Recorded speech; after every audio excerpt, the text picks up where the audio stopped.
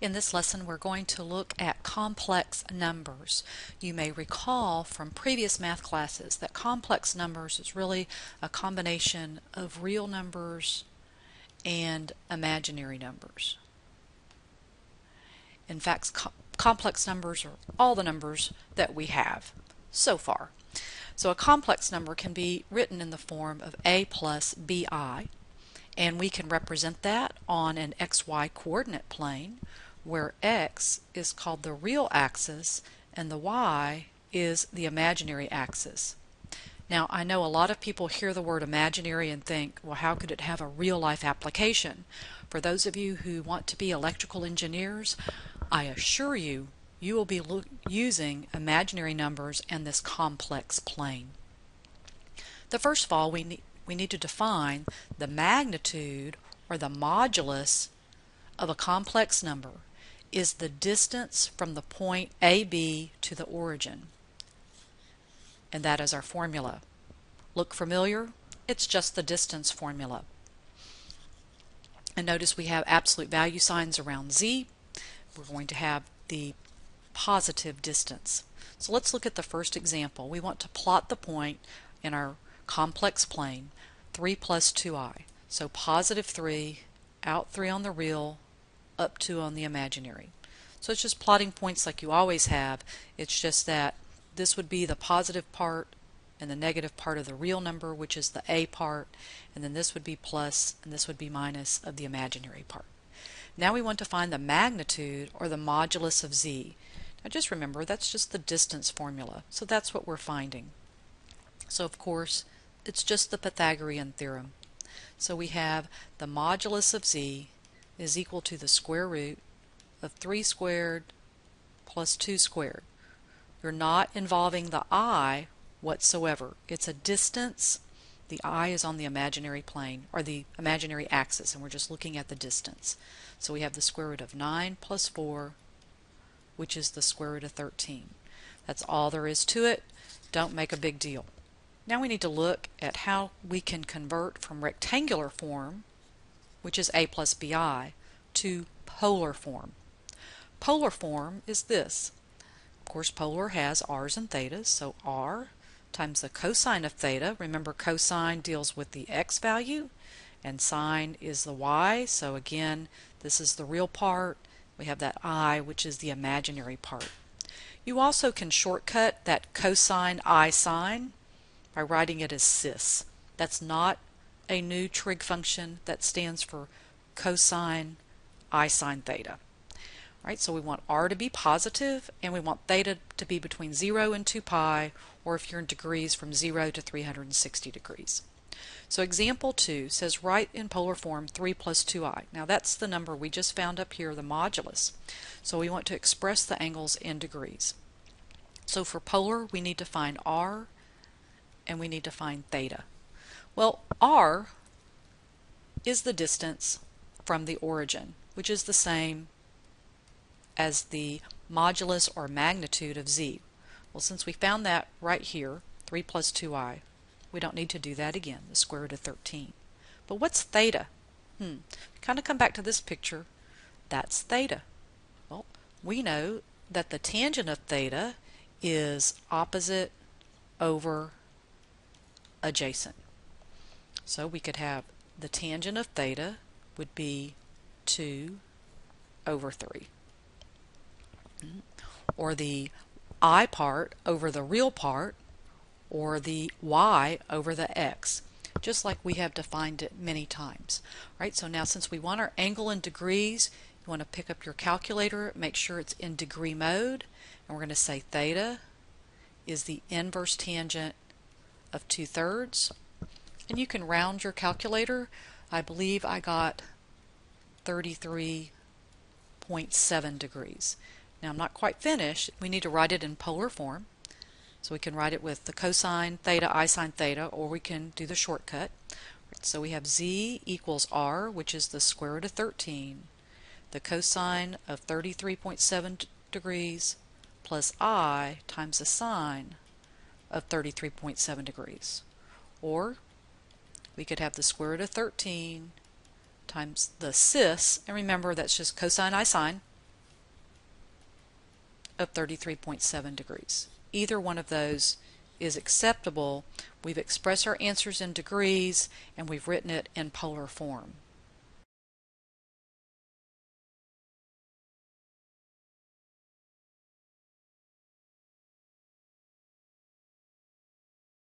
So let's look at this next one. Write in polar form. Now this one didn't say we have to graph it, but let's just go ahead and look at that graph. I think it'll help. Remember, this is the real part, this is the imaginary part, right? So -3, we're going to go out -3 on the real part and up 5. So that's our point. And so if we're looking for polar form, we need to remember we need r and theta. Well, r is this distance and theta is that angle, right? So we need an angle in degrees, so that's going to be between 90 degrees and 180 degrees. So let's find r. So first, r is the modulus of z, which is the distance, so that's the square root of -3 squared plus 5 squared.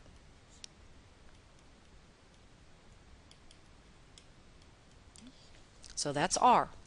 So now theta, we're going to use the tangent of theta is the imaginary part divided by the real part. So I have theta is the inverse tangent of 5 over -3. Again, you want to put your calculator in degree mode, punch that in. What does your calculator tell you? Approximately -59 degrees. Is that correct? No. Where's -59 degrees?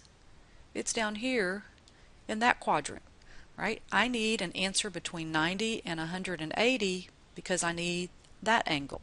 So what do? I need to add 180 degrees, okay, because that's a line, and I get approximately 121 degrees.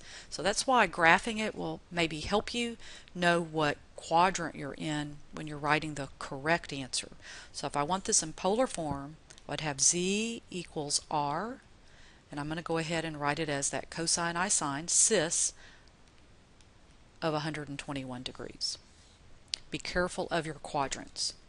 The next example gives us a polar number and asks us to write it in rectangular form. That's actually pretty easy. All we need, remember, we need it in rectangular form, a plus bi. So all we're going to do is we're going to use the distributive property. Right? So get your calculator out, but what mode does your calculator need to be in? It needs to be in radian mode. Right? So we're going to multiply 3 times the cosine of pi over 10, get that answer, and then we're going to multiply 3 times the sine of pi over 10. Alright, so your calculator's in radian mode. Punching that in, you're going to get some really ooky decimals. So let's just round to the hundredths. So I got 2.85 plus about 0.93, and don't forget your I part. And yes, that's all there is to it. But let's go back and see, well, where would this be in our coordinate plane? Well, we would go almost over 3 and up almost 1. So definitely in the first quadrant. Well, where's pi over 10? I know, no one thinks in radians, but if we change pi over 10 to degrees, we would multiply by 180 over pi. That's the conversion. And so that is 18 degrees. Does that look about 18 degrees? Yes, it does. So just to kind of give you a visual representation. But this is all you had to do to go from polar to rectangular is just the distributive property.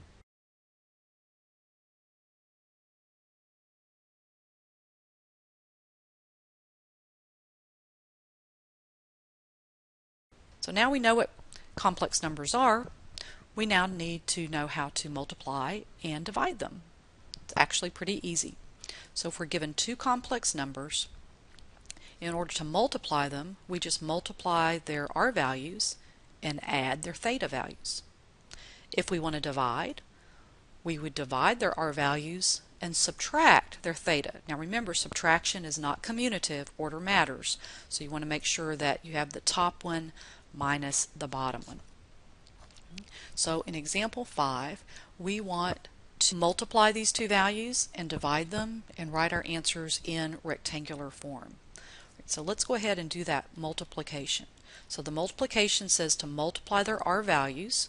So let's see, I've got a 2 times 6, and yes, I know that's 12, times the cis, or cosine I sine, of their theta values added together. So this would be z times w is 12 times cis of 280 degrees. Am I done? No, because it says to write it in rectangular form. So let's go ahead and write this out as 12 times the cosine of 280 degrees plus I times the sine of 280 degrees. So if I want to write this in rectangular form, just like on the last example, I'm just going to use my distributive property. What mode does my calculator need to be in? Degree mode, right? So I'm multiplying 12 times the cosine of 280 degrees using my calculator, and I get about 2.08. Then I'm going to multiply 12 times the sine of 280 degrees, and I get about negative 11.82, and remember that's your I value. And again, if you want to visually check that out, if I went to the right 2 and down almost 12, I'd be in quadrant 4. 280 degrees is in quadrant 4, so I feel comfortable about that answer. So now we're going to divide. Okay, so I'm going to divide their R values, and I want to subtract their theta values. So I have 1/3 times the cis of negative 120 degrees. Now, negative 120 degrees, remember, is also 240 degrees.